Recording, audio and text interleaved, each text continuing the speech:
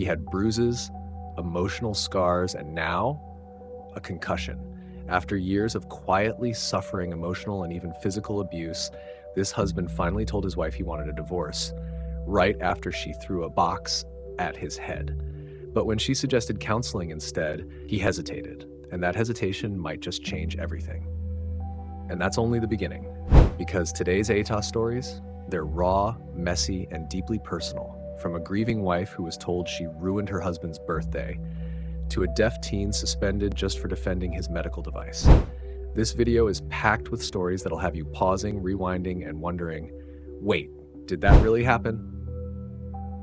Hey, what's up, guys?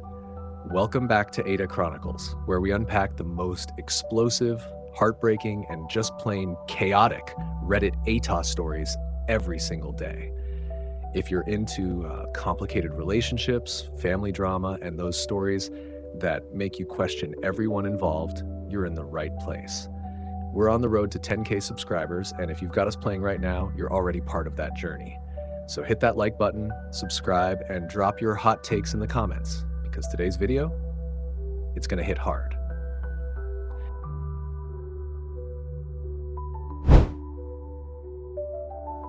Am I the asshole for shouting at a teacher after she took my cochlear implants in class? So let's set the scene. The writer, a 17-year-old student, was born deaf into a hearing family. At home, communication flowed through sign language. But at school, things weren't quite so smooth. The high school writer attends isn't exactly known for being accessible or even understanding. So, like many others in similar situations, writer adapts. That means speaking instead of signing and using cochlear implants, CIs, to navigate the hearing world, even though those devices are mostly worn out of necessity, not preference. Let's pause there for a second. This isn't some fancy tech writer wears for fun. These implants are medical devices, essential tools for communication in an environment that refuses to meet him halfway. And on this particular day, they became the center of a confrontation that feels so absurd, you'd think it came from a bad drama script. Writer was wearing a beanie in class, innocent enough, right? But the class had a substitute teacher, let's call her Mrs. K, and she wasn't exactly clued in on what cochlear implants look like. Or maybe she just didn't care. Writer's CI transmitter was tucked beneath the beanie, and the part that hooks onto these visible. Now, it's true some students try to sneak in AirPods and whatnot, and teachers have every right to question that, but this wasn't one of those cases. Still, Mrs. K approached, apparently suspicious, and told Writer to remove the devices or risk getting written up. Writer calmly explained the situation, removed the beanie, showed her the CI, made it very clear this wasn't for music, it was to hear her. But instead of backing off, Mrs. K doubled down. She didn't believe Writer, didn't believe him. She even reached out, tried to take the implants off. That's when instinct kicked in. Writer slapped her hands away. And really, what would you do if someone tried to rip away your ability to hear, your literal connection to the world in that moment? So yes, Writer stood up, firmly told her off, made it clear she had no right to touch those, and that should have been the end of it. But it wasn't. Mrs. K, somehow still not getting the memo, sneaks up from behind and snatches the implants right off Writer's head. Just imagine that. For a second, imagine someone yanking your glasses off your face. Now imagine those glasses are surgically connected to your ears and are your only way of hearing. That's not just invasive, it's traumatizing.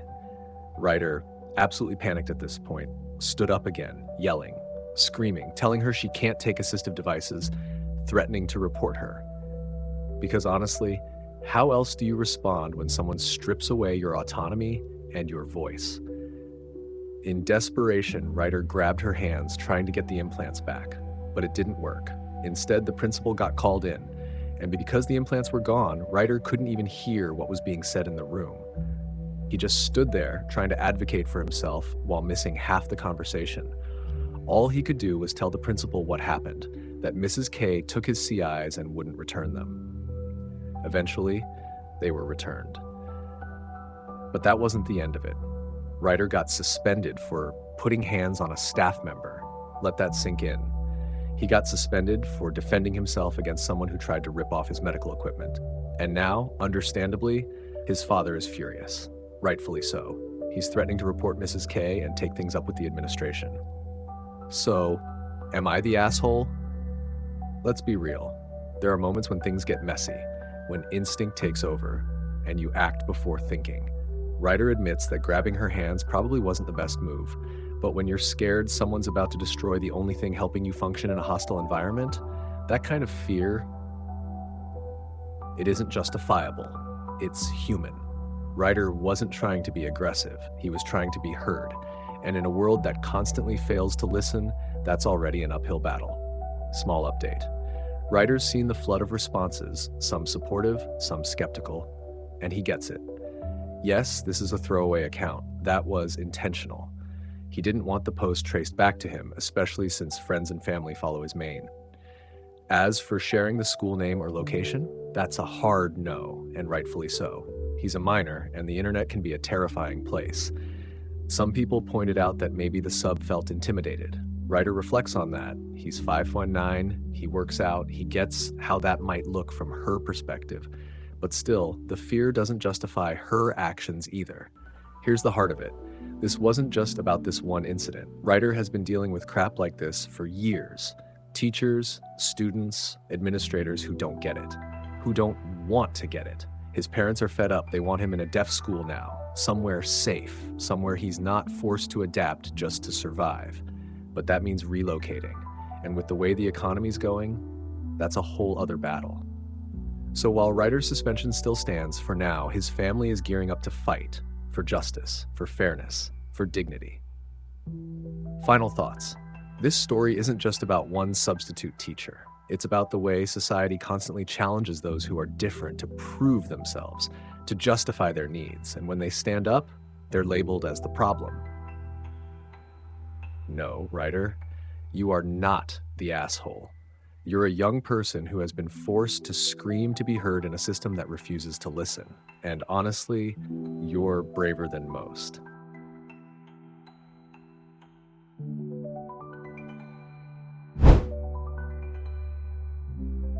AITA for demanding to go through my Bail and his GF's bags if they are staying with us.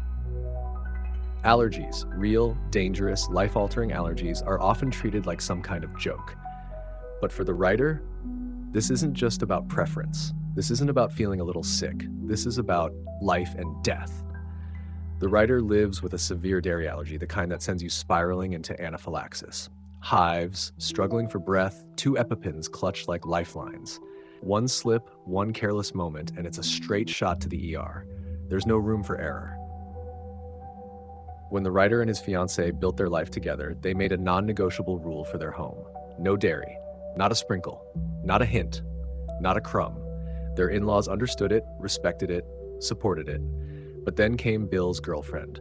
At first, they tried to believe the best. The writer and fiancé made sure she was told clearly, no dairy, no exceptions. Yet just 2 days into her first stay, while the writer was away, she sneakily cooked herself a dairy-filled lunch. Cross-contamination did its evil work, and the writer ended up in the ER, gasping for life. She apologized, said she didn't realize how serious it was. How many apologies does it take to undo an ER visit? Apparently, she thought one was enough. Still, being the bigger people, they let it go. They tried to trust her again, but 9 months later, when she returned for a second visit, they made extra sure she understood. A full video call before the trip, clear warnings, no misunderstandings, and still, when the writer was taking out the trash, there it was. Candy bar wrappers, an empty milkshake cup hidden in the guest room. After everything, after witnessing firsthand how dangerous it was, she still smuggled dairy into the house. There's no mistaking it anymore. This wasn't ignorance. This wasn't forgetfulness. This was deliberate. The writer confronted her. It exploded into a fight. Bill, torn between loyalty and disbelief, went through her things and tossed out every dairy product she had.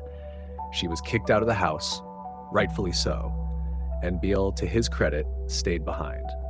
Time passed. The relationship between Bill and his girlfriend survived somehow, and now she wants to visit again. Walk right back into the same home she twice contaminated with things that could kill the writer. This time, the writer set the line in the sand. She can stay, but her bags will be checked every single time she returns to the house. No exceptions, no debates.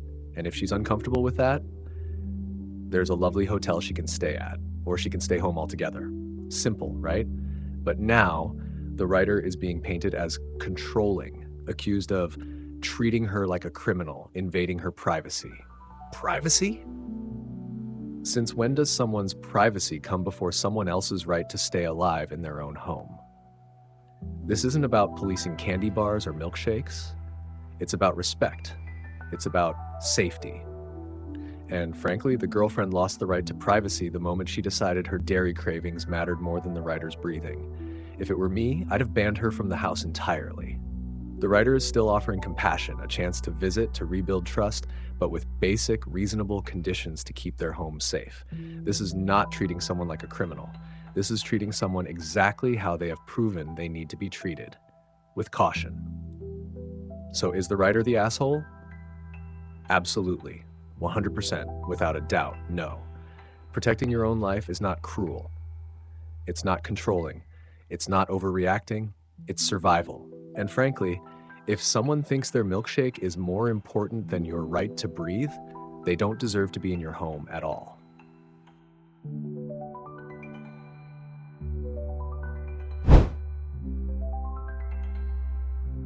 Update: am I the asshole for demanding to go through my BIL and his girlfriend's bags if they stay with us? This isn't just an allergy story. It's a story about the cost of second chances, and when enough finally has to be enough. When we last left off, the writer, who has a severe, life-threatening dairy allergy, was facing a storm of backlash. Not for being careless, not for being dramatic, but for daring to take precautions in her own home after being put in the hospital by someone who simply refused to follow a rule meant to keep her alive. And now, things have gotten even more tangled. Before we get to the new developments, let's clear something up.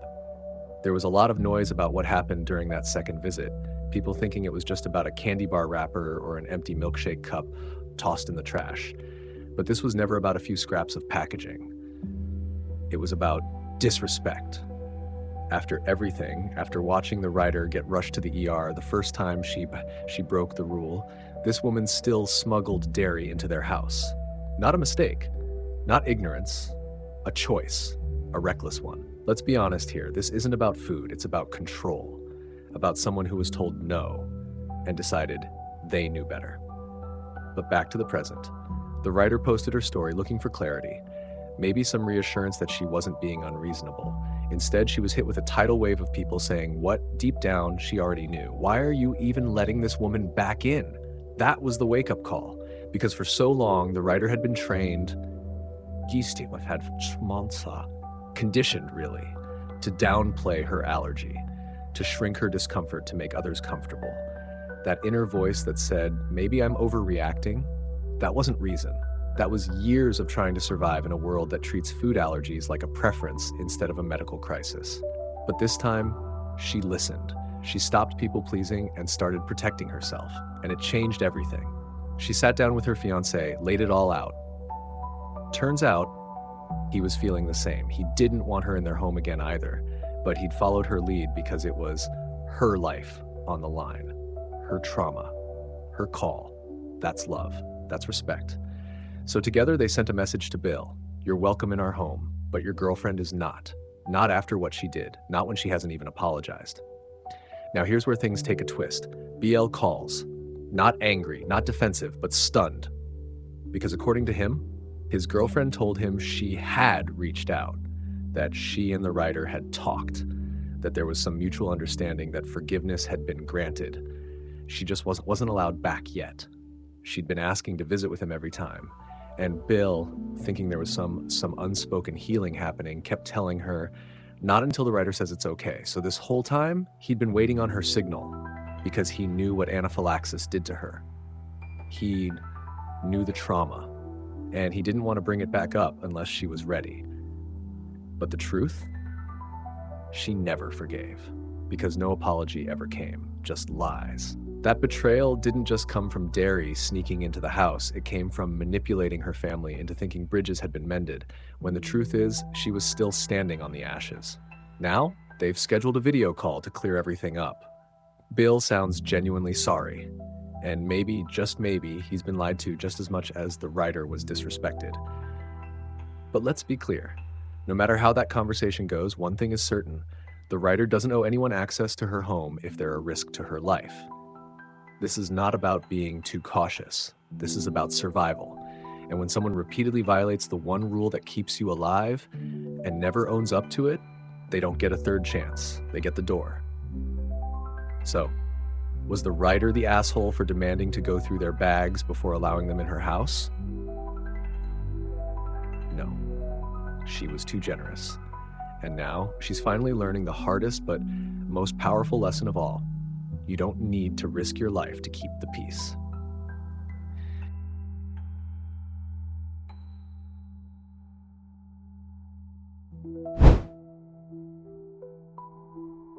Am I the asshole for telling my wife I want a divorce after she gave me a concussion? It started with a diaper. Not the most dramatic setup, right? But the writer was just doing what so many tired, overworked parents do at the end of a long day, taking care of the little things that hold a home together.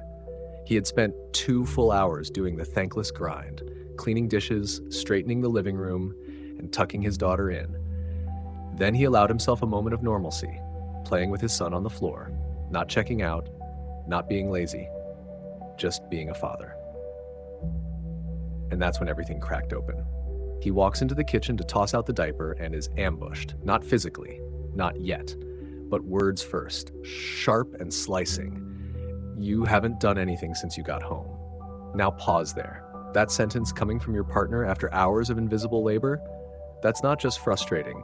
It's like being told your presence doesn't matter, that your effort means nothing. And from someone who's supposed to be your teammate, your safe place, that hits different. The writer pushes back, calmly listing what he's done, still trying to make sense of why she's suddenly on the attack. He doesn't yell, he doesn't insult, he just walks away. But some people, they don't like when you don't engage their chaos.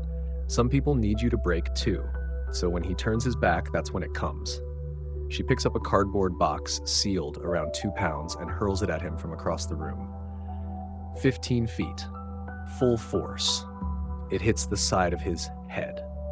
Now, it's easy to picture this like a comedy gag, like something out of a sitcom, but this wasn't a joke. This wasn't a harmless toss. This was a deliberate, calculated act of violence. Something shifts when a partner chooses to harm you physically. That's not just a bad night. That's abuse. And here's the chilling part.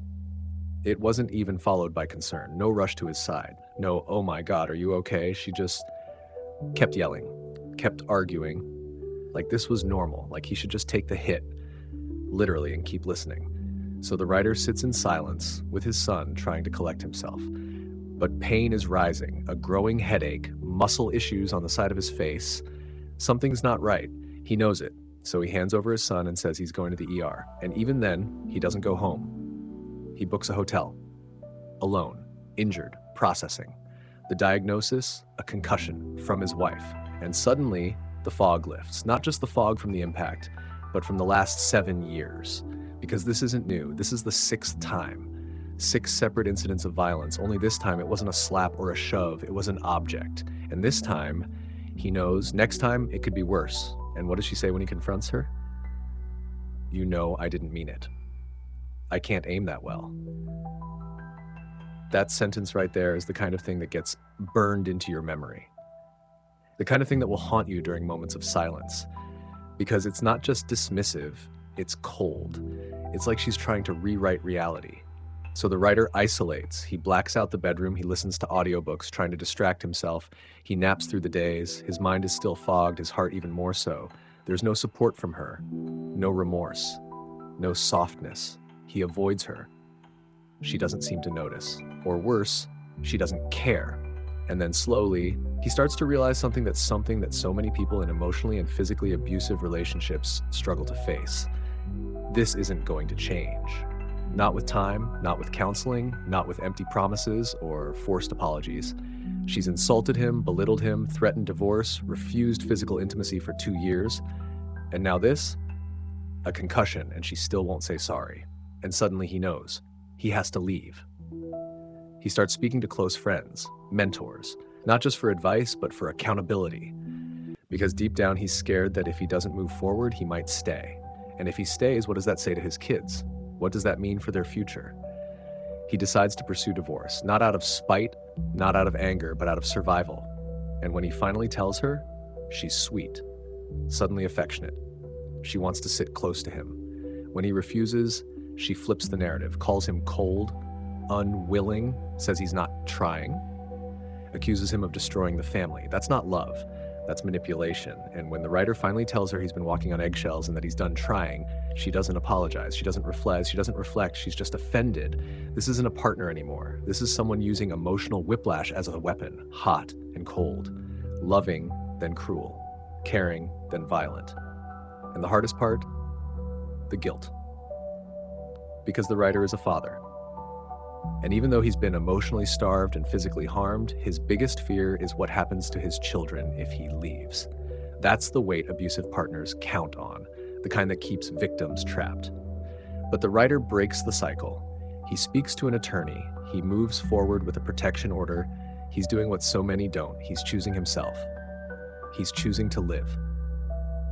To raise his children in a home where they never have to see this kind of treatment modeled, where love doesn't come with bruises or guilt trips.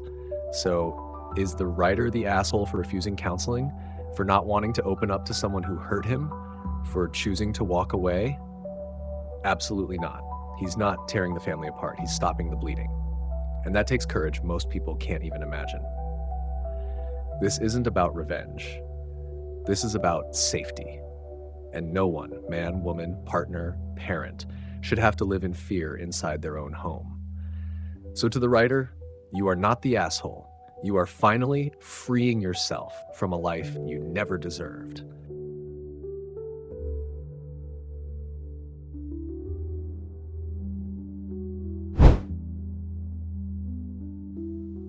Am I the asshole for buying my kid a playground after denying the neighbor kids a place to play? At first glance, this might sound petty, playground politics, neighbor drama, but the reality beneath this story, it's something so many people can relate to, and it's way more layered than just a couple of swings and some jealous looks from across the yard. So, let's set the scene. For a whole year, the writer has had to deal with the chaos of neighborhood kids treating his driveway like it's the local rec center. Not the sidewalk, not their own space. His. Imagine pulling into your driveway after a long day only to find children hurling balls toward your windows or breaking rocks with hammers and flinging the pieces like it's a game. This wasn't just harmless play, it was straight up reckless. And still, the writer started from a place of patience. He didn't storm out screaming. He didn't file complaints right away. No, he approached the situation calmly, with the kind of restraint most people wouldn't have had after the second cracked window scare. He just asked politely for the kids to stop. But here's the thing about certain boundaries. When people realize you're not a threat, they push. And push they did. The behavior escalated. What started as balls and frisbees turned into rocks being shattered and chucked at the walls of his home, his sanctuary. At that point, this wasn't just a matter of being annoying anymore. This was damage. This was danger. And let's not forget, it was completely preventable if their parents had even an ounce of accountability. But those parents, they couldn't have cared less. As long as their kids were outside and out of their hair, that's all that mattered. So finally, the writer did what most of us would have done weeks or months earlier. He called the cops and had the kids officially trespassed. Now, you'd think that would be the end of it, right? That the line had finally been drawn. But oh no, enter the real twist. While the writer is setting up a small backyard playground for his own daughter, completely normal, joyful thing to do, suddenly people start talking. A friend tells him he's the jerk. Why? Because by installing a slide and swing set in his own yard, he's flaunting his wealth. Let's pause right there. A slide, a swing, maybe a playhouse, not a private amusement park, not a splash pad and zip line and rotating carousel, just a basic setup for his little girl. And now he's being accused of taunting the neighbor kids, as if he owes them access to his property because they had nowhere else to go. The audacity of it all is wild. Just because he took something away that wasn't even theirs to begin with, his driveway, they act like he's now required to include them in every decision, every moment of joy that happens on the other side of the fence. And here's where the commentary really stings. If these kids had shown even a shred of respect, if their parents had tried to build any kind of community connection, the writer probably would have welcomed them over. He said it himself. The gate couldn't open. Laughter could have filled the yard from more than just his daughter. But no, they chose chaos. They chose disrespect. And now they want to spin it like he's the villain for setting boundaries and building a little happiness for his own child. That's not entitlement. That's protection. That's parenting. So let's come back to the question. Is the writer the asshole for buying a backyard playground and not sharing it with the very kids who disrespected his home for a year? Absolutely not. He's not rubbing it in. He's just being a good father. He gave those kids more chances than most people would. He tried, and when it didn't work, he did what he had to do to protect his home, his kid, and frankly, his sanity. He's not the one who failed here. The real issue isn't a swing set. It's the refusal of others to take responsibility, and then their attempt to him feel bad for doing the bare minimum to create a safe, peaceful home for his family. So no, writer, you are not the asshole. You're a parent doing what's right for your child, and that's something to be proud of.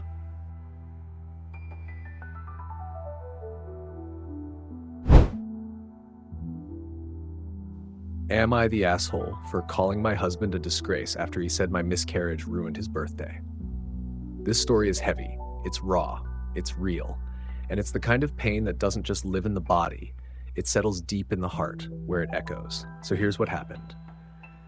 The writer, a 26-year-old woman, is sitting in a storm of grief. Yesterday, she lost her baby. She was 8 weeks pregnant.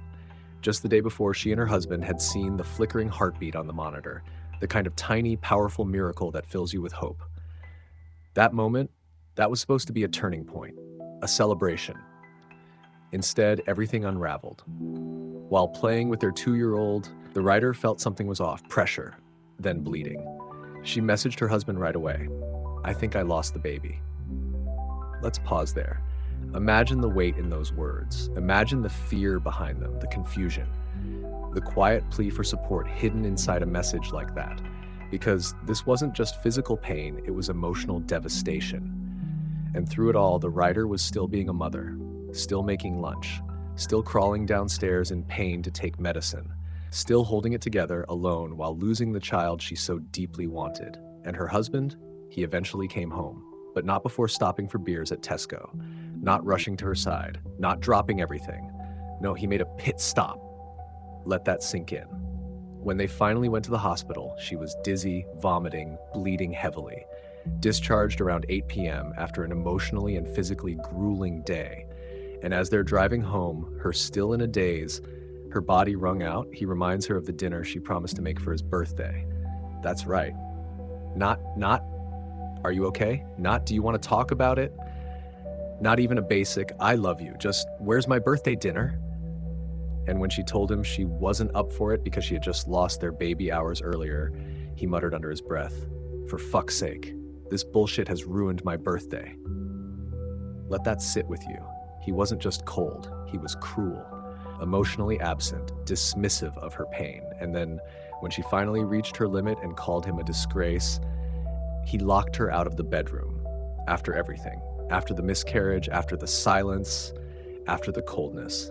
And now his mother is messaging her, telling her to be patient with him because he's grieving too. But where is that patience for her? Where is that compassion? The writer has just gone through one of the most traumatic experiences a woman can face, miscarriage. And she went through it largely alone, not just physically, but emotionally, completely abandoned by the person who was supposed to be her partner. Of course, the writer is now questioning herself. Is she overreacting? Is it just hormones? Is she crazy for thinking about divorce? And here's the part that's heartbreaking, that she even feels she has to ask, that she's doubting herself while she's the one bleeding, aching, grieving. Because when you're gaslit into silence, you start to believe you're the problem. So let's ask the question. Is the writer the asshole for calling her husband a disgrace after he said her miscarriage ruined his birthday? Absolutely not. The truth is, this wasn't about a ruined dinner or a missed birthday. This was about a man who showed his wife through actions, not just words, that her pain didn't matter, that her suffering was an inconvenience, that the loss of their child was less important than his celebration. He failed her. He didn't show up when it counted. And calling that out, naming it for what it is, doesn't make the writer the asshole. It makes her human and brave and heartbreakingly alone in her grief. And if anyone's wondering whether that comment was too harsh, maybe they need to ask themselves, what kind of man needs to be reminded to care when his wife is bleeding on the bathroom floor? No, writer. You are not the asshole. You are a grieving mother, an abandoned partner, and a woman who deserved more than silence and slammed doors.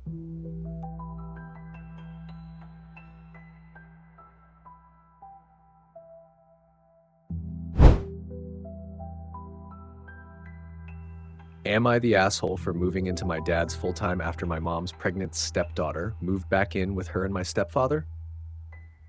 This story, it's about a young girl who reached her limit, not out of rebellion, not out of drama, but out of sheer emotional exhaustion from years of being pushed to the sidelines. The writer is 16, old enough to know when someone is treating her like garbage, and old enough to know that when the people meant to protect her repeatedly choose someone else, it's not just painful, it's betrayal. Let's rewind. When the writer was 8, her mom remarried, a man who came with a daughter of his own, Hannah.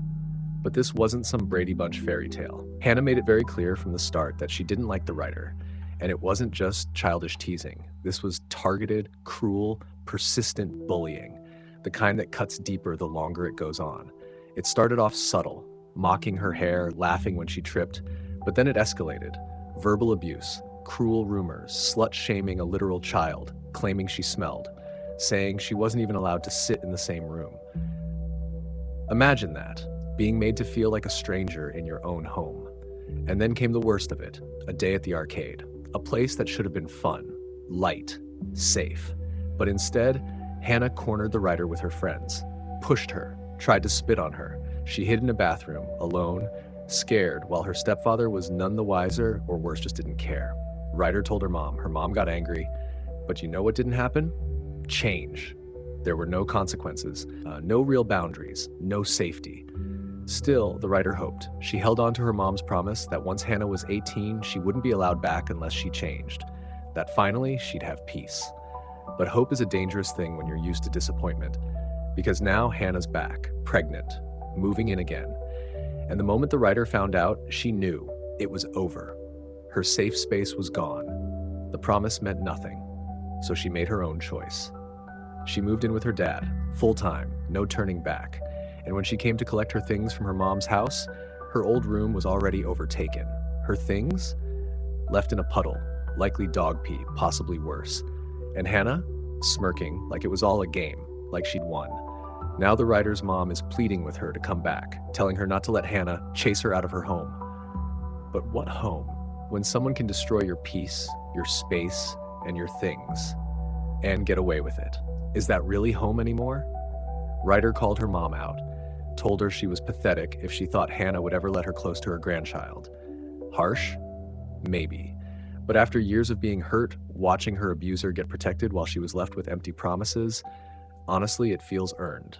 And now the mom is claiming this is all too far, that the writer is being dramatic, that she's just a teenager throwing a tantrum. But no. What this really is a teenager who finally learned to set a boundary when the adults around her failed to do it for her. This is someone finally choosing peace over pain, safety over sentiment. And legally, she's 16. The custody order gives her the right to choose. Her dad knows that. The writer knows that. And now, her mom knows that too. So let's ask the real question here. Is the writer the asshole for moving in with her dad full-time after everything Hannah put her through, and after her mom broke a promise to keep her safe? Absolutely not. This isn't about overreacting. It's about survival, about reclaiming what little control she has in a situation where she's been ignored, mistreated, and left behind. This is a girl who finally stopped waiting to be saved and started saving herself. And that is anything but being the asshole.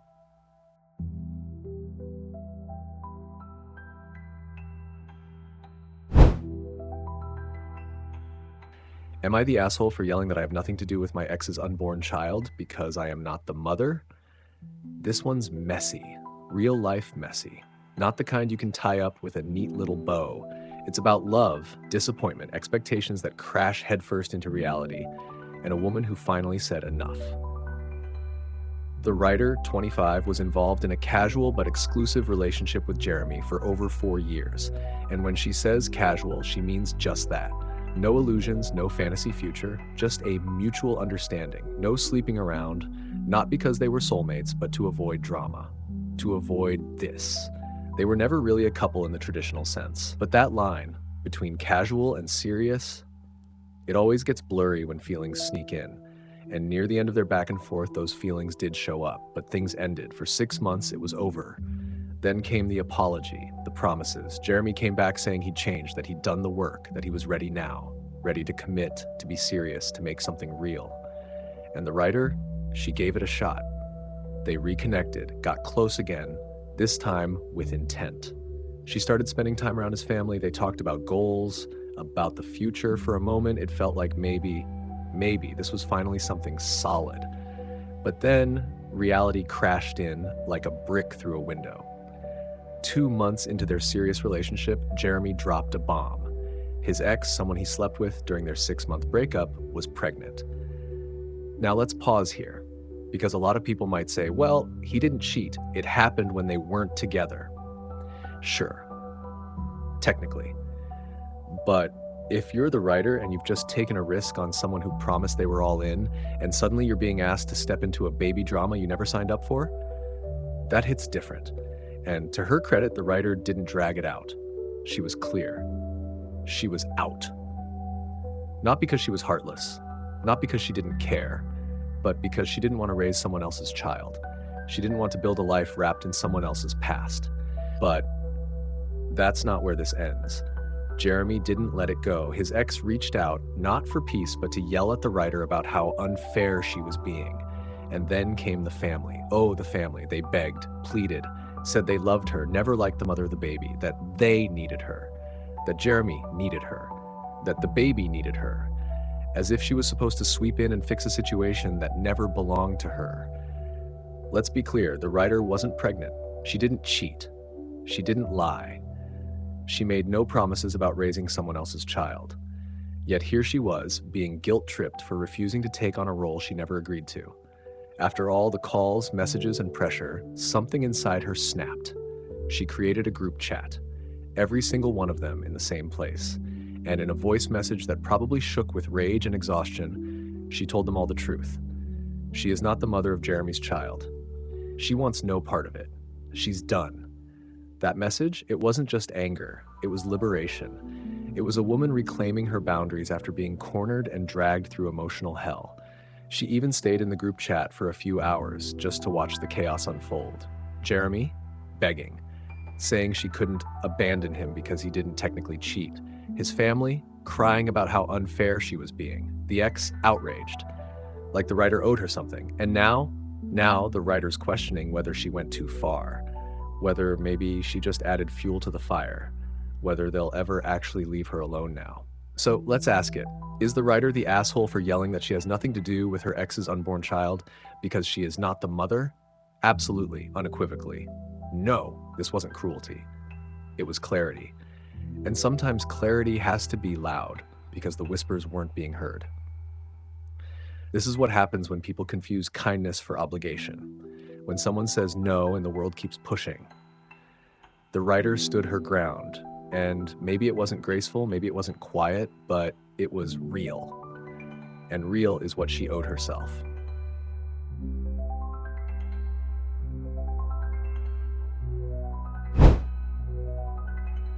Am I the asshole for not inviting any of my family to my wedding and replying that I knew they'd be too busy when questioned why?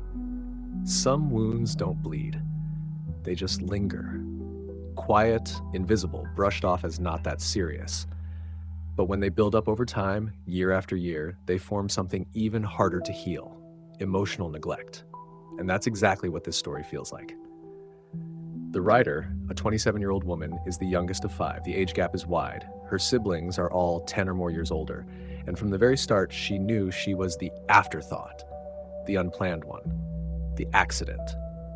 Nobody ever said it directly, but you know how silence can speak louder than words?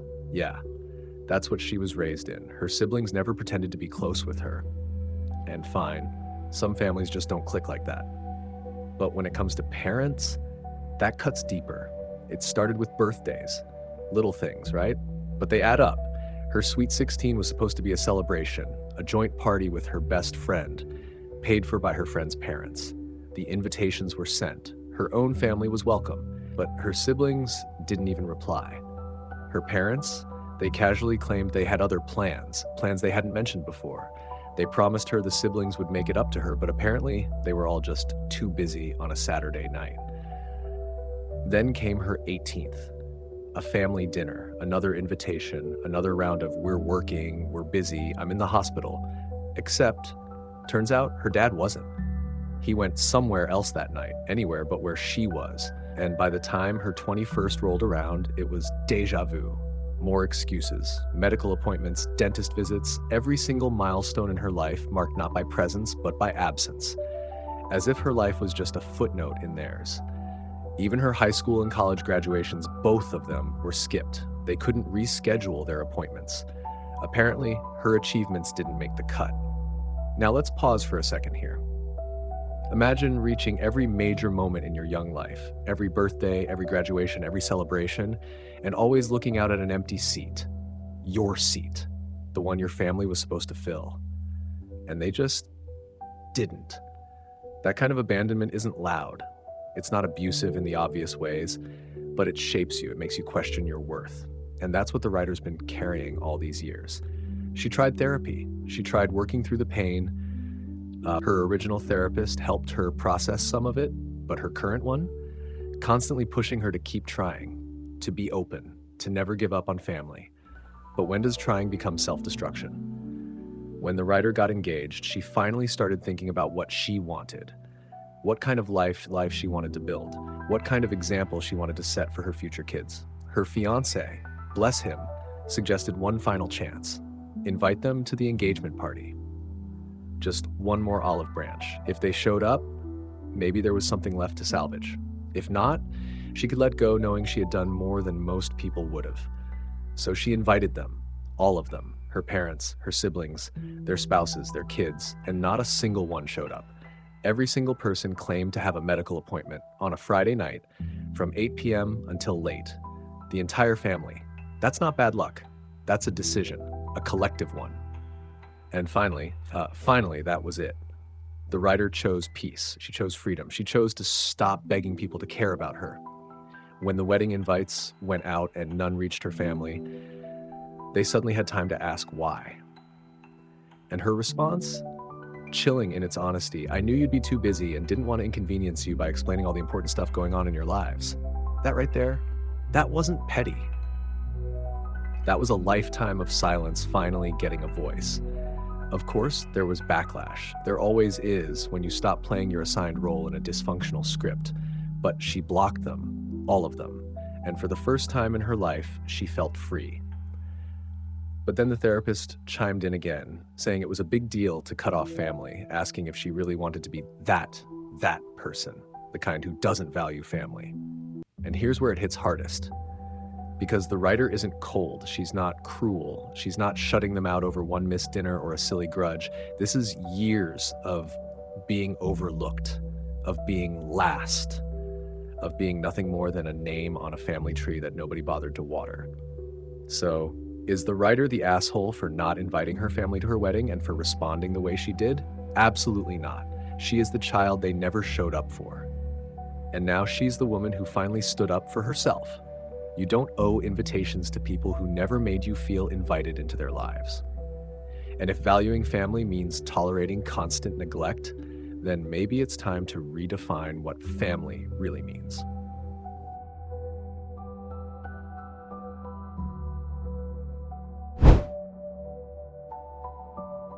I am the asshole for sticking to my guns after my male of 30 plus years told me I wasn't in the family. There are betrayals in life that don't come with screaming or slammed doors. No dramatic scenes, just a sentence, a calm, offhand comment that cuts deeper than anyone could imagine. That's what this story is. The writer, 54 years old now, has been married to Tom, her husband, for 32 years. That's a whole adult lifespan. They've been together since she was just 19. This isn't some short-term relationship or a second marriage later in life. This is a union built on decades of shared burdens, hard-won victories, and deep, everyday love. Tom is a good man, but not a social one. He's a deep introvert. So, the writer became the face of their shared life, the one who planned the birthday parties, who remembered anniversaries, who sent out the holiday cards, cooked the meals, picked the perfect gifts, not just for her own side of the family, but for Tom's as well. She became the bridge between two family trees, and she did it without asking for applause. And it wasn't just the cheerful things either. She was the one who carried weight when it got heavy. 2 small children underfoot, a terminally ill mother she cared for, and still, she went back to nursing school and built a life from the chaos. And when Tom's parents found themselves on the verge of losing their home, she and Tom didn't hesitate. They dipped into their HELOC. That's home equity, real risk. They saved her in-laws, quietly, respectfully. Now you might be thinking, surely after all that time, all that love, all that giving, she must be deeply loved by her in-laws. Maybe not adored, but respected at the very least. You'd think that. Until 2022. Tom's Uncle Ned passed from COVID, and his widow, Claire, didn't want a large crowd for the interment. It was personal. It was about keeping it intimate. Only a few names were invited: Tom, his sister, Claire's daughter and husband, and Tom's parents. The writer wasn't included. And at first, she didn't take it personally. It wasn't about her. It was grief. Grief makes people choose small circles. It happens. But then came the explanation from her mail. And it wasn't just the words. It was the way she repeated them. It's nothing personal. She just wants family there. And since you're not family, that sentence, said over and over again in call after call, she could have just said Claire wanted to keep it small. Done. Move on. But instead, every conversation became a reminder that she was not family. Not really. Not after 30 years, not after grandkids, not after holiday meals, not after sacrificing sleep, time, money, and love. Just a guest, a placeholder. Like she was someone Tom had brought around a few months ago, not someone who'd spent decades building a life at his side. And to make it worse, her Mael didn't even seem angry. She wasn't raging or being spiteful. No, it was said gently, almost politely, like it was a fact, like the writer had simply misunderstood her place all this time. And that broke something. The writer had spent her life ensuring others were included. Every holiday table she hosted had room for someone who might otherwise be alone. Friends, co-workers, anyone who needed warmth was welcome at her home. She believed in inclusion. She lived by it. And now she was being quietly, surgically cut out of her own husband's family. So she made a decision. If she was going to be treated like a +1, then she would start acting like one. She sat down with Tom and calmly, clearly told him that all communication with his family, cards, gifts, events, was now his domain. She made him a list. Birthdays, anniversaries, milestones, everything she had carried, organized, and managed for years, she handed it over. No guilt, no yelling, just boundaries. We can trade every 30 years, she told him. My time's up. And she meant it. She even wrote a respectful letter to her in-laws, told them that Tom would now be the point of contact for all family-related matters. No drama, just facts, like a quiet resignation letter from a job she had devoted her whole life to. Now, fast forward 3 years, Tom brings up holidays or someone's birthday, and she reminds him, that's your department. And Tom, he's getting tired of it. He rolls his eyes. He says things like, we're still doing this? Or, you really can't let this go, can you? But what he doesn't fully understand, and maybe can't because of the lingering effects of his stroke, is that she's not holding a grudge. She's holding on to the last shred of dignity she was left with. She's not punishing anyone. She's just done. She's not keeping her kids away from their grandparents. She hasn't blocked anyone, hasn't stirred drama. She's simply withdrawn her energy, her attention, her love from people who made it abundantly clear that they never truly accepted it. And let's talk about Tom for a moment. He's recovering from brain damage, yes. He has auditory comprehension issues, struggles with memory, and needs help problem solving. But this isn't about ability. The writer clarifies, he's capable. He holds a job in executive accounting. He can buy a card. He can send a text. He just needs things written down and organized visually, and she's done that for him. But emotional labor? That's not something you can outsource anymore, not when someone's had the emotional rug pulled out from under them. So now the writer wonders, is she the asshole? Is she wrong for drawing a line? For saying, if you don't see me as part of the family, then I won't act like I am? No, she's not. She's not cold. She's not bitter. She's just finally listening to the truth she was given. And once you see clearly where you stand in someone's life, you don't beg to stay in the room. You walk out with your head high. This wasn't about a lunch, it was about legacy. 30 years of care being erased with one sentence. So no, writer, you are not the asshole. You're the one who stayed too long in a room that never truly made space for you. And it's okay to stop setting the table for people who never saw you as family in the first place.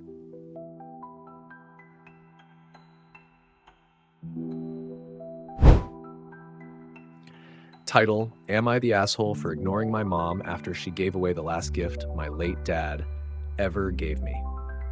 All right, here we go. Let's dive in. The writer is a 17-year-old. The moment she entered this world, there was one special thing waiting for her, a Simba plush.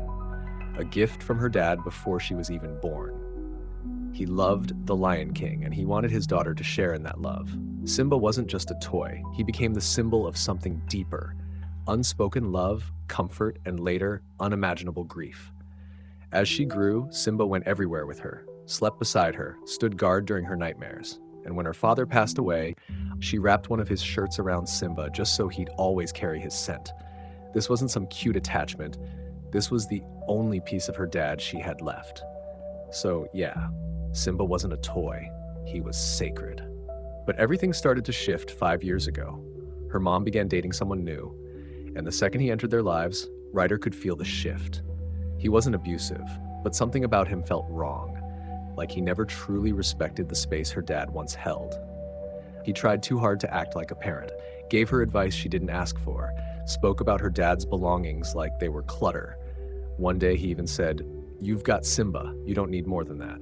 And just like that, the tone was set. Even in family therapy, when the writer made it clear that she didn't feel safe having her dad's things discarded, her mom was frustrated. Not supportive, frustrated. As if her grief had an expiration date. Then came the baby. 3 years ago, her mom had a child with this new man, a half-sister. And look, Ryder didn't hate the baby. She just didn't feel anything. No bond, no excitement, just distance. And that was her right. But then, 2 months ago, tragedy struck. Her mom had a miscarriage at 17 weeks, and the air in their home turned heavy with sadness. The writer stayed quiet, respectful, kept to herself, still sleeping with Simba every night, clinging to the last connection she had to her dad. And that's when it happened. She came home from school and walked into her room, and her heart stopped. Her half-sister was holding Simba. Her mom had gone into her room without asking, took Simba and gave him to the toddler. Just like that. No warning, no conversation, no respect. And the writer? She was in shock. She told her mom immediately, "You know what Simba means to me. Why would you do this?" And her mom? She brushed it off, said the toddler wanted it, that it would help her bond, that she could get more out of it than the writer did. Let's just stop right here. This wasn't a random stuffed animal on a shelf. This was the last thing her dad ever gave her. This was grief, love, comfort, memory, all wrapped up in a plush lion, and her mom knew that. This wasn't cluelessness. This was a choice. The writer told her mom flat out, "You know, your husband said I didn't need anything else from my dad. You know how much Simba means to me, and you gave him away anyway." And then she said it, "Don't talk to me anymore." Days passed. Her mom tried to speak to her. The writer didn't respond. Eventually, her mom returned Simba, but it was too late. The plush was soaked in drool. The tail was torn, stained. She'd had him cleaned, sewn, tried to act like it was fine, but it wasn't. The damage wasn't just physical, it was emotional.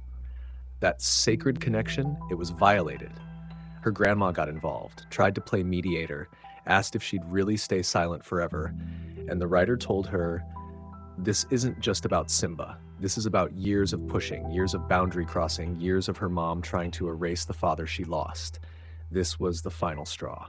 And just when you think it can't get worse, it does. A few days later, her mom's husband stormed into her room, furious, called her a selfish bitch, told her she was making things harder on her mom after the miscarriage, that she was acting repulsed by her half-sister, that she was being dramatic. And when she told him to leave her room, he said, "This is my house. You don't get to order me around." Her mom stepped in, thankfully, said he had no right to kick her out, but the fact that he even tried, that her mom didn't immediately shut it all down, yeah, the damage was already done. So now she asks, am I the asshole for ignoring my mom over this? Let's be honest here. No, you are not. You're a grieving daughter whose last remaining tie to her father was taken, then returned broken. All in the name of what? A toddler's whim? A bonding moment that could have happened with literally any other toy? This wasn't an accident. This wasn't thoughtlessness. Your mom made a choice. She chose to cross a boundary that should have been untouchable. And when people show you that they don't respect the parts of you that hurt the most, that's when silence stops being rude and starts being necessary. You're not the asshole. You're a girl who loved her dad, who lost him, and who just wanted one piece of him to remain sacred. And your mom couldn't even give you that.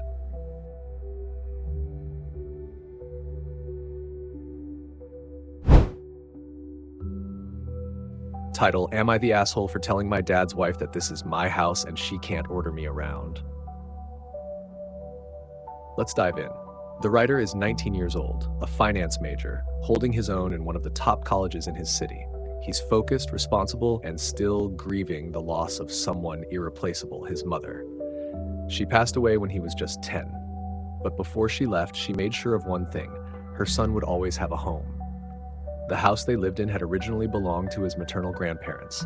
When they passed, they left it to his mom, and when her time was running out, she passed it on to the writer, legally, with one condition: his father could live in the home until the writer turned 22. It was a final gift, a promise of safety, a way to keep her son rooted even after she was gone. At first, everything was calm. His father supported the decision, no drama. In fact, his dad even had a house of his own back then. But life doesn't always go the way we expect. COVID hit, hard. The economy tanked, and his dad lost a lot, including his house. The writer, thankfully, had financial stability thanks to the trust and planning his mother had left behind. Eventually, his dad bounced back, rebuilt, and even bought another house. But during all that rebuilding, he got married. Enter Ella, his new wife, and her 16-year-old daughter, Stella. The writer didn't throw a fit. He didn't cause a scene. He let them move into the home, his home. Even though he never asked for stepfamily drama, he tolerated it, kept it cordial, kept the peace. But that's all they were going to get from him: civility. Because to him, Stella wasn't a sister. Ella wasn't a mother. And honestly, that's fair. You don't manufacture familial bonds just because someone new walks through the door, especially not when the memory of your real mother still holds every corner of that house. But Ella didn't see it that way. Things started small. She didn't like that he didn't call her mom. She didn't like that he didn't treat Stella like a sibling. She didn't like that he had a housekeeper doing his laundry and cooking for him. And she didn't like that he wasn't following her chore schedule. Let's pause right there. This is his house. His name's on the deed. He covers the bills, he manages his own life, and she is trying to run the show like she's the one in charge. One day, while his dad was at work, she pushed it too far, told the writer that this disrespectful attitude wouldn't fly, and she was going to ask his dad to make him move out. Move out of his own house. And that's when the gloves came off. The writer laughed, not out of disrespect, but out of disbelief. And then he laid it out, plain and clear. I own this house. You don't get to order me around. You're only here because I allow it, for my dad's happiness. But if you keep acting like this, you and your daughter can pack your things and leave. And for a second, everything went quiet. She stood there, shocked, maybe even embarrassed, maybe realizing for the first time that this wasn't her territory. that she wasn't stepping into a new chapter of family bliss. She was stepping into a home already built on love, on grief, on memory, and she was treating it like it was hers to run. She left crying. Later, the writer's dad confronted him, said he didn't need to go that far, said he could have handled it differently. And here's the part that hits hard. The writer loves his father deeply. He's always respected him. The man raised him, supported him, stood by him after his mother passed. And that bond, it matters. That's why this entire situation stings even more.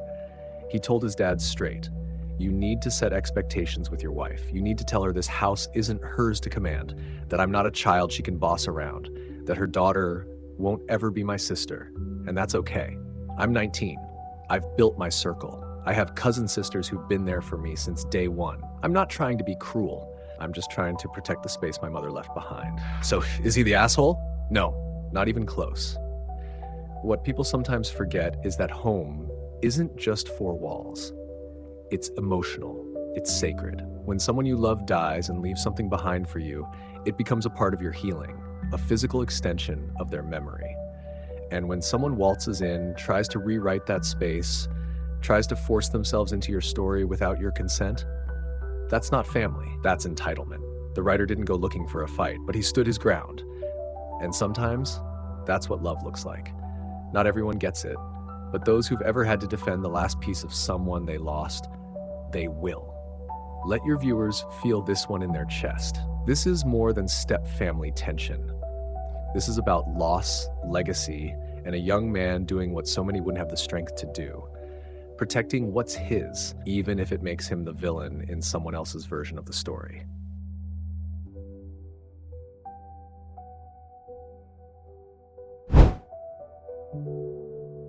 Am I the asshole for asking my wife to pack up the unused nursery so we can use the space in our home? This story isn't about someone being cold or unkind. It's about a man who's trying, really trying, to hold his life together while watching the person he loves slowly lose herself in a dream that hasn't come true. The writer is 32, his wife is 29, and for 7 long years they've been chasing the same hope, a baby. Not once have they seen a positive pregnancy test. No miscarriages, no clear tragedy, just nothing. A silence that grows louder with every passing month. And yet, for 7 years, they've had a fully decorated nursery. A room built for joy, for beginnings, for life. But instead, it's become something else entirely, a frozen space, a monument to a future that's never arrived. And here's where it starts to crack. The writer's wife has recently started flipping houses. Finally, something that's hers. Something she's thriving in. But her new business has swallowed their dining room whole. No more shared meals, no more quiet dinners. She eats in front of the TV now, he eats at the breakfast bar. Separate, disconnected, like roommates tiptoeing around each other. So the writer, maybe a bit desperate, maybe just hopeful, suggests converting the garage into an office for her. Somewhere she can work without their home becoming collateral damage. A reasonable idea, but expensive. Too expensive, she says. When he gently asks about dipping into the family nest egg she's set aside for the baby they don't have, that earns him a spot on the couch. Still, he tries again. Suggests packing up the unused nursery, not getting rid of anything, just storing it, making space for the life they do have, for her growing business, for their marriage. And again, it's war. She accuses him of disrespecting her dream, of not doing enough to help them get pregnant because he won't go vegan or cut caffeine or stop having the occasional drink with friends. Let's pause here. This man already did a semen analysis. He's not the issue. And yet, when he gently suggested she get checked, she refused. And she won't even consider IVF, surrogacy, fostering, or adoption, because to her it has to be biological, her body, her way, or nothing. And in the middle of all that, the writer is watching his home turn into a shrine, not to life, but to grief, and he's had enough. So he does something bold, something maybe a little petty, but deeply, deeply human. He starts his own project. He dips into his own savings, not their joint money, to turn the garage into his personal space, a bar, a place to eat, to be, to breathe. Somewhere that isn't steeped in mourning. His friends rally behind him, excited to help, and for the first time in years, he's doing something for himself. He buys a filing cabinet to clear her clutter off the table, sets up a cot in the garage so he can have his own space to sleep, and silently decides no more baby talk, no more nursery debates. If she wants to live in that dream, fine, but he's going to live in reality. Then comes the turning point. He shares this post with his wife, shows her the comments, the pain, the empathy, the truths. They talk, really talk. She opens up about her resistance to IVF, not out of ignorance, but ethics. She believes it's wrong to select some embryos and discard others. It's deeply personal, and maybe not everyone agrees, but it's her truth. But something else happens too. She apologizes. She realizes that in her grief, in her desperation, she's missed what grounds her husband. Something as simple, as ordinary as eating dinner at a table. A space that feels normal when everything else has been slipping away. And together, they start packing up the nursery. Not to erase the dream, but to make space for a new one. Something they can both hold on to. So, is the writer the asshole for asking his wife to let go of this room? No, he isn't. This wasn't about cruelty. It wasn't about giving up. It was about finding a way back to each other. About choosing presence over absence, reality over fantasy, love over loneliness. And maybe that's what healing looks like, not erasing what you wanted, but making room, finally, for what you have.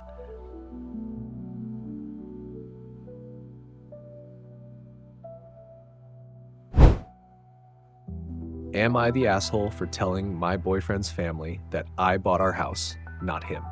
Let's be honest, sometimes it's not about the money, it's about the principle, about truth, about respect. And in this story, the writer isn't just questioning whether she was too blunt at dinner, she's asking if years of quiet compromise suddenly needed a voice. So here we are, 27 years old, 6 years into a relationship, and the writer has been carrying more than just emotional weight. She's been carrying the financial backbone of her relationship. Not because she wanted power or control, but because someone had to step up. And Matt didn't. From the beginning, it was a slow burn. The writer made more money, and that imbalance, though never her fault, settled like dust over the relationship. Matt, her boyfriend, always felt a little insecure about it. And that insecurity, it never really stayed quiet. It lingered. It affected how decisions were made, how money was discussed, and eventually how credit was claimed. 1 year ago, the writer did something huge, something life-changing. She bought a house, all on her own, with her savings. No help. No contributions from Matt. And let's not downplay that. This wasn't just about 4 walls and a roof. This was a culmination of planning, sacrifice, and self-discipline. A dream realized. Matt, he moved in, liked it, said nothing about the ownership, no fuss, no pride, just comfort. And the writer, she let it go. She thought maybe it was okay to let that be. Maybe this was just something they knew privately. But then came the dinner. Matt's family sitting around the table, laughing, chatting, and suddenly Matt's mom beams about how proud she is of her son for owning a house at 26. And then his sister joins in, gushing about the achievement. And Matt just sits there, silent, no correction, no clarification, no acknowledgement that the person sitting right next to him paid for that house from her own blood, sweat, and bank account. That's when the writer snapped. And honestly, who wouldn't? She gave him one last chance. A small moment to clear the air. A soft toss of the ball. Who really bought the house, Matt? But again, silence. And that silence, that wasn't just uncomfortable, it was betrayal. So she said it. She told them the truth, that Matt didn't pay a single dollar toward that house. And then she left. Not because she wanted to humiliate him, but because after 6 years of carrying the weight, she just couldn't sit at that table and let the lie grow any bigger. Now Matt's staying with his mom. And the writer? She's sitting alone in the house she bought, wondering if this moment, this crack, means the relationship is broken for good. So let's unpack that. This isn't about petty credit. It's about the way Matt allowed a false narrative to form around him. A narrative that boosted him while erasing the woman who made it possible. And in relationships, truth matters. Respect matters. Accountability matters. Could she have waited to bring it up later, in private? Sure. But sometimes silence becomes complicity. And after everything she's done, living in his cramped apartment, never asking for more, pulling them forward financially while he coasted, it wasn't just one dinner too many. It was the final straw. Because what hurt the most, it wasn't just that he let his family believe the lie. It's that he let her be invisible. So now we ask the question, is the writer the asshole for calling out her boyfriend's lie in front of his family and taking back the narrative he tried to steal? Absolutely not. This isn't about being vindictive. This is about finally standing up for herself in a relationship where she's been downplaying her own worth for far too long. And sometimes the real power move is telling the truth.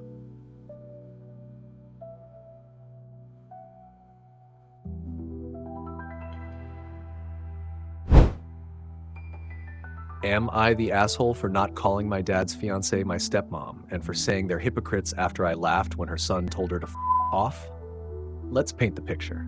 The writer is 16, still young, but not a child, old enough to understand grief, old enough to remember what real parenting felt like before everything changed, and now caught in the middle of a new family that doesn't feel like family at all. After losing his mom 5 years ago, the writer's life shifted. A void that can't be filled just because someone new steps in. That loss doesn't just fade because your parent finds someone else. And now, there's Angie, dad's fiancée. She's got kids too. So in this newly blended household, it's 6 kids total, and 2 adults trying to slap the word family onto it like a label that magically fixes everything. But that label, it doesn't stick when the foundation isn't there. The writer never called Angie stepmom and never pretended she was anything more than his dad's partner. Not out of disrespect, but out of honesty. Real, quiet honesty. She's not his parent. She's not the one who tucked him in when he was sick or stayed up late during his first heartbreak. She's just Angie, the woman his dad chose. And there's nothing wrong with that. But apparently, that wasn't enough for them. Cue the family meeting.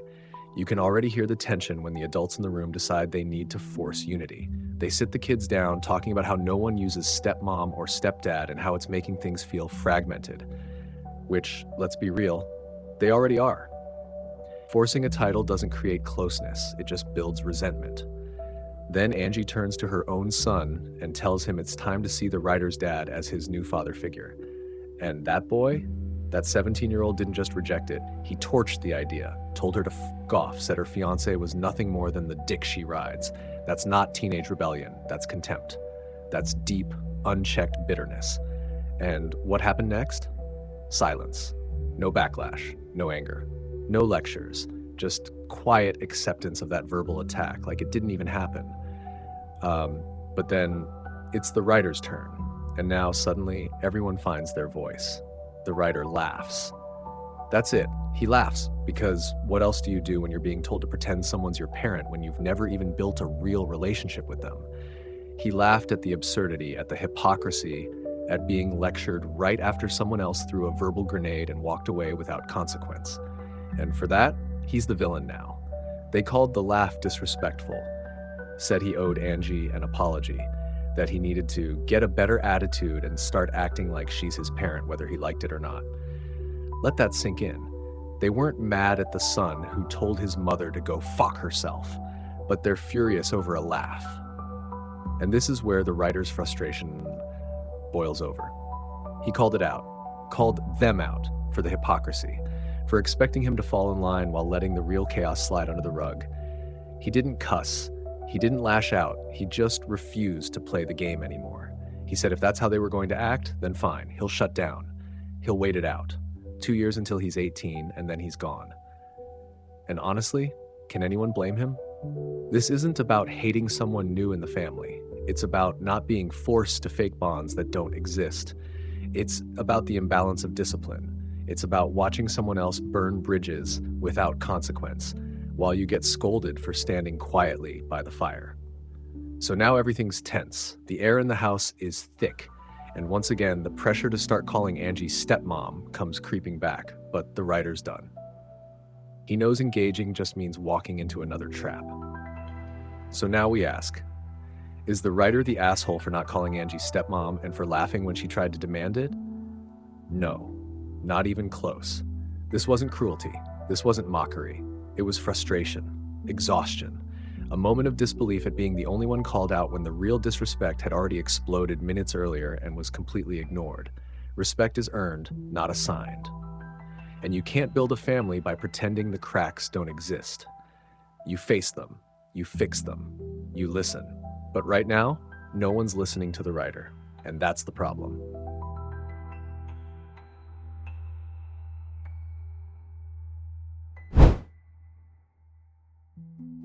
Am I the asshole for asking my husband not to go on a trip with a woman who openly flirts with him and feeling betrayed when he did anyway?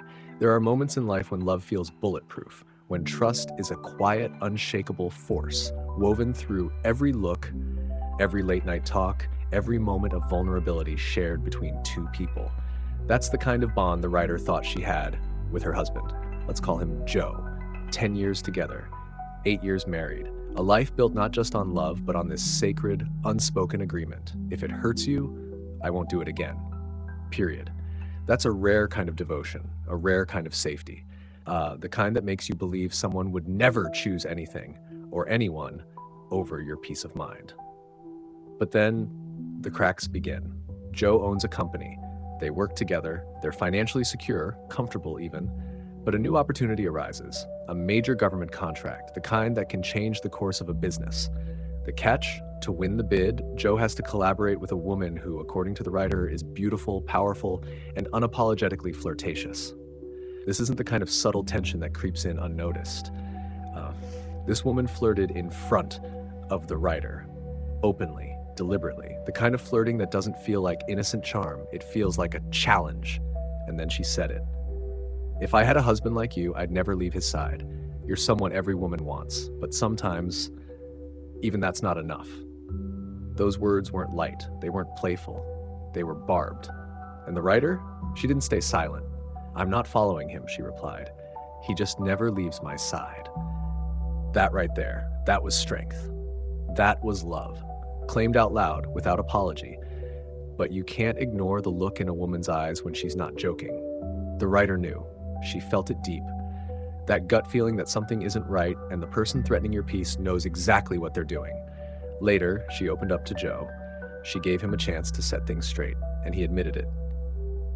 He said the woman was crossing the line, that he felt uncomfortable but didn't want to jeopardize the deal.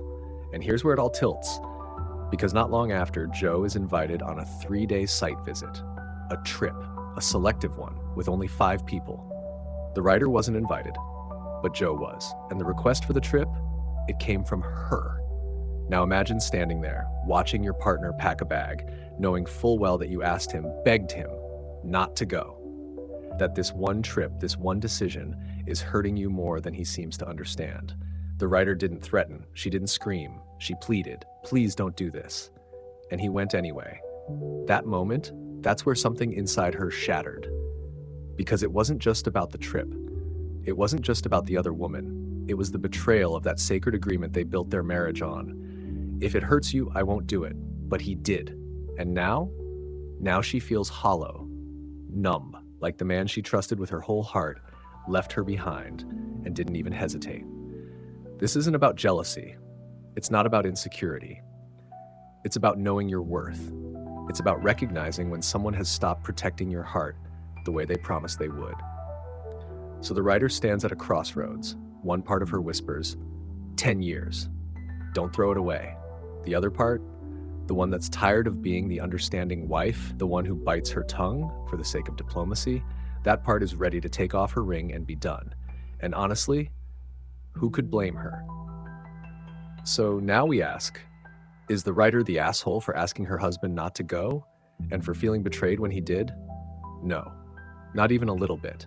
She didn't demand he quit his job. She didn't sabotage the deal. She simply asked him to choose her peace over a contract, and he didn't. Sometimes the betrayal isn't a loud affair. Sometimes it's quiet. It's a bag being packed, a door closing, and the sound of silence where love used to be. And now, she has to decide if she wants to keep loving someone who's already shown her what they'll choose when the line is drawn.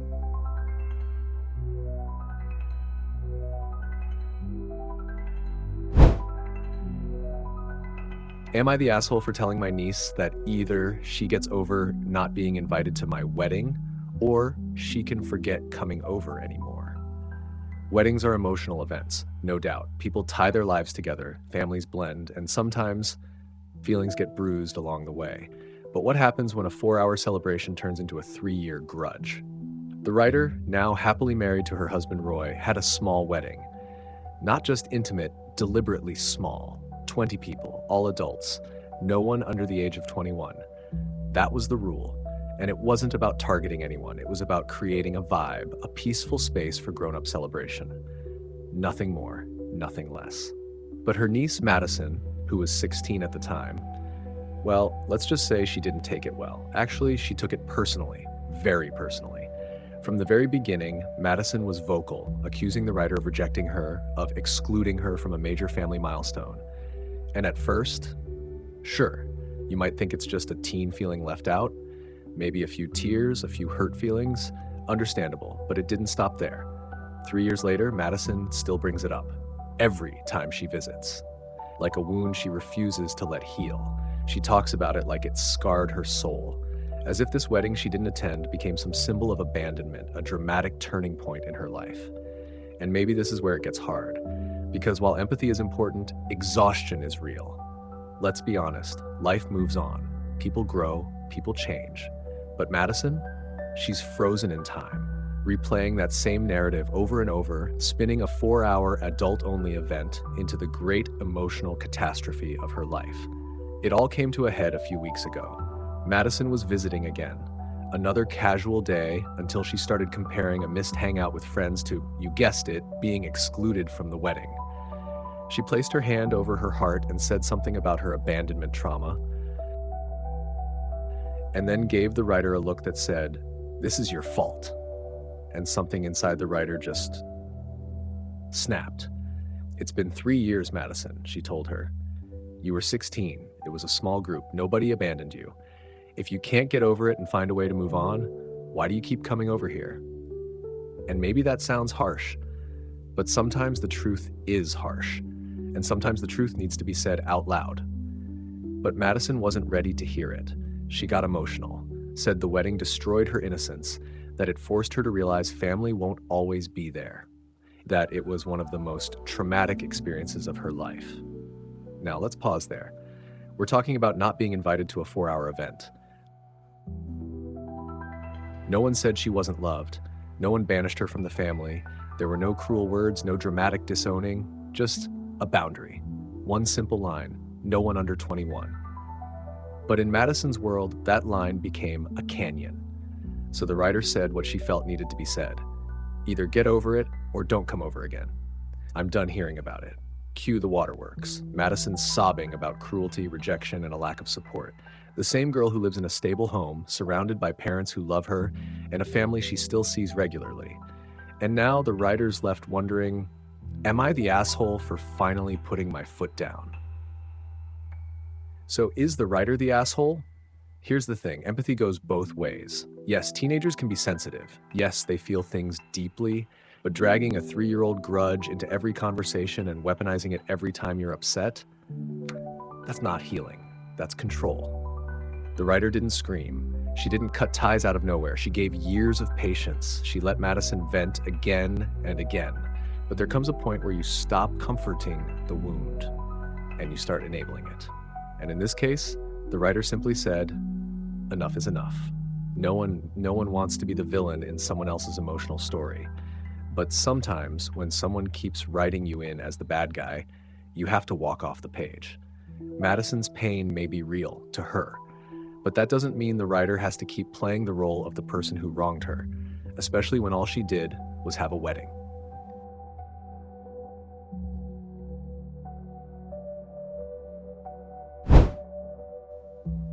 Am I the asshole for stealing my mom's earrings after she threw away my sex toys? There are lines you don't cross, boundaries you respect, especially when you're in someone else's space. But sometimes when those lines are crossed, people snap. The writer had their own place, their own space, their own life, and yes, their own private items tucked away in a drawer. Nothing shocking, nothing wild, just personal. A part of adult life no one should have to explain or justify. The writer's mom, whose husband was out of town, asked to stay over for company, seemed harmless. A sweet gesture between parent and child, but then things started to feel off. When the writer got home, the room was rearranged, cleaned, stuff moved. That creeping feeling set in, the one that whispers, someone's been going through your things. That night, the writer reached for their drawer, planning to grab one of their toys, and realized something disturbing. Gone. All of it. Not misplaced, not moved. Just gone. So they asked, calmly at first, "Hey, did you move anything from my drawer?" And the mom didn't even flinch. She admitted it, threw the toys away. On purpose. Why? Because apparently in her mind, a woman with a boyfriend and a plan for marriage shouldn't need that stuff. Let's just stop there. Imagine your privacy being bulldozed, your autonomy dismissed, your money wasted, and the response is basically, you shouldn't have that anyway. That's not just controlling, it's violating. And when the writer asked for reimbursement, their mom refused. Just straight up said no, like it was her decision to make in the first place. So the writer did something bold, maybe even a little petty, but undeniably poetic. Before their mom left, the writer reached into her purse and took a pair of her earrings. Nothing dramatic, just leverage, something to make a point. Later that night, they called her. Calm, direct. "You'll get your earrings back when you pay me back. If you don't, I'm throwing them out too." Now, that got a reaction. The mom was furious. Called it childish, petty, but still didn't send the money. Not right away. Cue the chorus of enabling. That's just how mom is. A phrase that's been used way too many times to excuse behavior that shouldn't be excused. But a couple days later, the money came through. No apology, no conversation, just a dry text. "Now give me my earrings back." The writer returned them. End of transaction. So now the question is, was that going too far? Is the writer the asshole here? Let's break it down. This wasn't about revenge. It wasn't even about the money, really. It was about boundaries. The writer's mom violated trust, privacy, and autonomy, and then dismissed it like it didn't matter. That's not a parenting moment. That's a power play. The writer didn't scream, didn't curse, didn't cut her off. They just found a way to make her listen. And honestly, sometimes that's what it takes. Yes, taking the earrings was dramatic, but what other choice was left? Logic didn't work. Kindness didn't work. Being the bigger person just meant getting steamrolled. So no, this isn't childish. It's called standing your ground when the people closest to you refuse to respect it. And if that makes the writer the villain in someone else's eyes, well, maybe that says more about them than it does about the writer.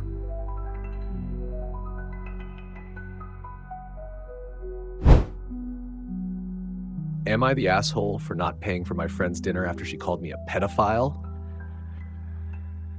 There are accusations that sting, and then there are accusations that scar.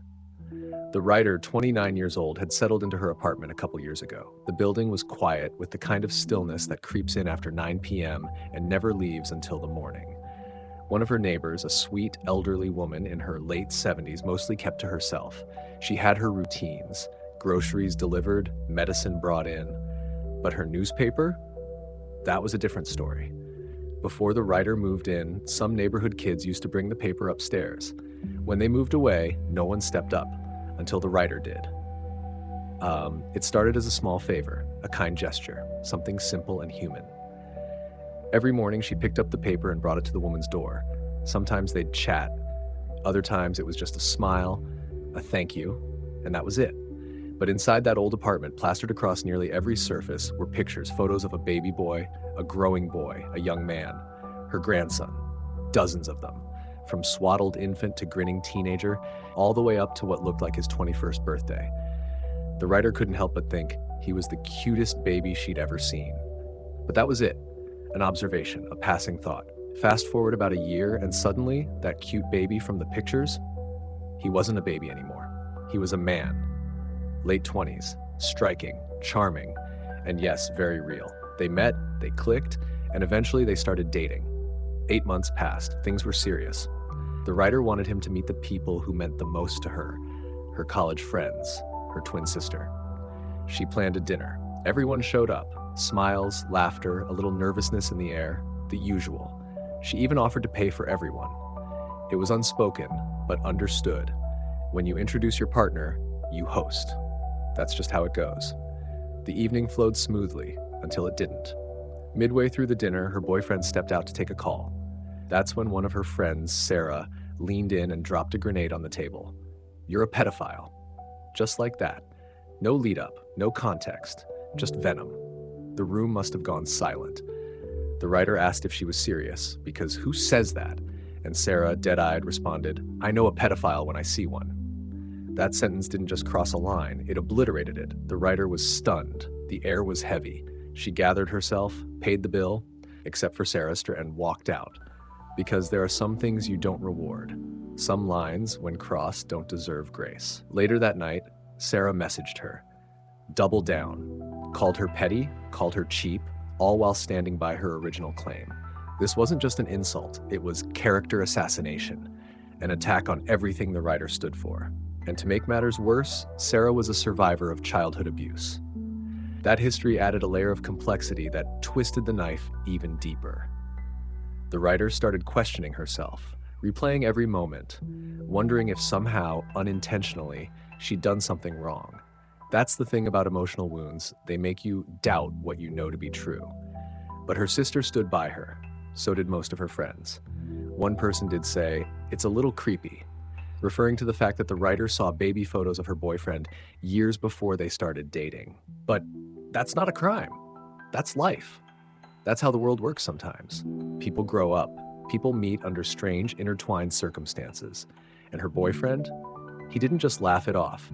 He reassured her, reminded her that this wasn't some twisted story. It was real. It was theirs. So now the writer is left asking, am I the asshole for refusing to pay for dinner after being called something vile? Let's be honest. No. This wasn't about the money. It was about the disrespect, the betrayal, and the sheer weight of being accused of something as horrific as pedophilia by someone she considered a friend. Sarah used her own trauma as a weapon. She took something deeply personal and projected it onto a situation that had nothing to do with it. And the writer? She stood her ground. She drew a line in the sand and said, "You don't get to treat me like that. Not here. Not now. Not ever." So no, this isn't about dinner. This is about dignity. And the writer chose to protect hers.